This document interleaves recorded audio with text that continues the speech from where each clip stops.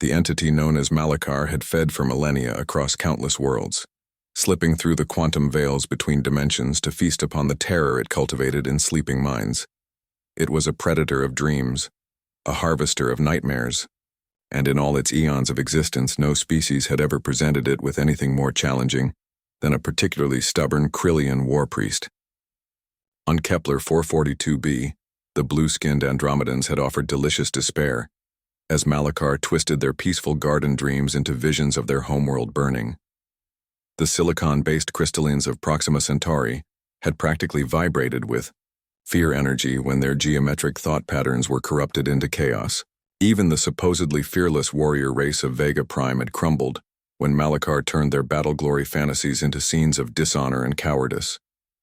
But now, drifting through the void toward a small blue-green world in an unremarkable solar system, Malachar sensed something different. The inhabitants of this planet called themselves humans, and their dream signatures were unusual. Where most species emanated clean, pure emotional frequencies, these creatures seemed to produce a chaotic jumble of contradictory feelings all at once. Intrigued, Malachar selected what appeared to be a typical specimen, a human female named Sarah Chen, a xenobiologist aboard the Deep Space Research Station Endeavour. As her crew slept in cryogenic suspension during their journey to Europa, Sarah remained awake in shifts, monitoring their vital signs. Perfect. A solitary mind, isolated and vulnerable, Malachar slipped into Sarah's consciousness as she finally succumbed to exhaustion in her quarters. Immediately, he began weaving his customary web of terror. He manifested as a shadow thing with too many teeth, cornering her in an endless maze of corridors that bled and pulsed like living tissue. But something was wrong. Instead of the expected waves of pure terror, Sarah's mind responded with curiosity.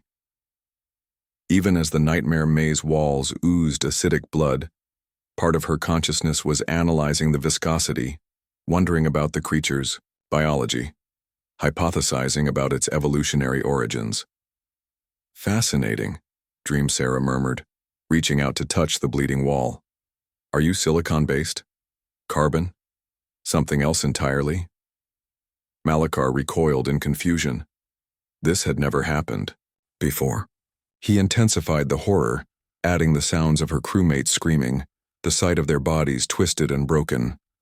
Most minds would shatter at this point. Sarah winced at the imagery, genuine sadness and fear flickering through her consciousness, but alongside those emotions came fierce determination. No, she said firmly. I've seen what isolation psychosis can do. You're not real. But even if you were...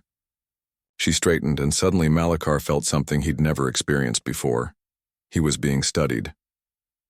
Even if you were real, Sarah continued, you're clearly an energy-based life form feeding on neurochemical responses.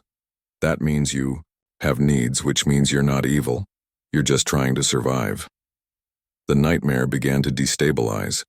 Malachar had relied on fear for so long that he'd never developed defenses against empathy.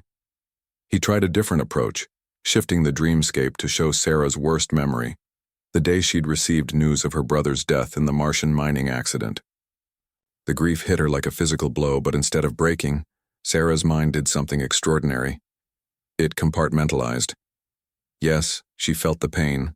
Malachar could taste it, rich and potent, but she simultaneously held on to hope, love, determination, even a grim sort of humor about the irony of her situation. You know, she said, tears streaming down her face even as she smiled. My brother would have found this hilarious. Sarah meets alien life form, immediately tries to psychoanalyze it. He always said I overthought everything.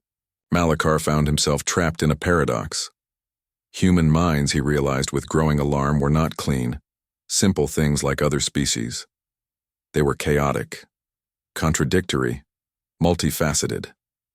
They could hold terror and wonder simultaneously, grief and hope, despair and stubborn optimism all at once. It was like trying to feed on a tornado. But worse than the confusion was what happened next. Sarah's natural scientific curiosity began turning inward, examining the connection between their minds. and through that connection she began to sense Malakar's own thoughts. "Oh," she whispered, and suddenly her emotional landscape shifted entirely. "Oh, you poor thing, you're starving, aren't you? Not just hungry, actually dying. How long? Since you found a mind that could sustain you?" The question hit Malakar like a plasma blast. It had been centuries since he'd found truly satisfying fear, millennia since he'd felt truly satiated. He was indeed dying, slowly starving as the galaxy species became more sophisticated, their fears more complex, and harder to manipulate. Sarah's mind reached out to his not with terror but with something far more dangerous: compassion. "I can't let you hurt my crew," she said firmly. "But I understand survival. Maybe there's another way." And then she did something that shattered every assumption Malakar had ever held about reality. She began to dream on purpose, crafting scenarios not of horror, but of scientific discovery. She imagined meeting his species properly, establishing communication, finding ways for energy-based life forms to coexist with organic life without predation. The dreams were vivid, complex, filled with the same emotional intensity as fear but flavored with hope and excitement instead. Malakar found himself feeding, actually feeding, on wonder, on the joy of discovery, on the thrill of the unknown. For the first time in eons, he was truly satiated. When Sarah woke, she found a new voice in the back of her mind, not intrusive or controlling, but present. A partnership.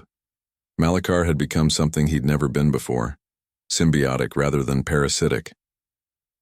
"The others won't understand at first," Sarah said quietly, looking out at the stars. "But they will. Humans are good at adapting, at finding unexpected solutions. It's kind of our thing." As the Endeavour continued its journey toward Europa, it carried not just human dreams of discovery, but something new: the first peaceful contact between an energy-based consciousness and organic life. The nightmare creature had indeed entered a human mind. It just hadn't expected to find a home there.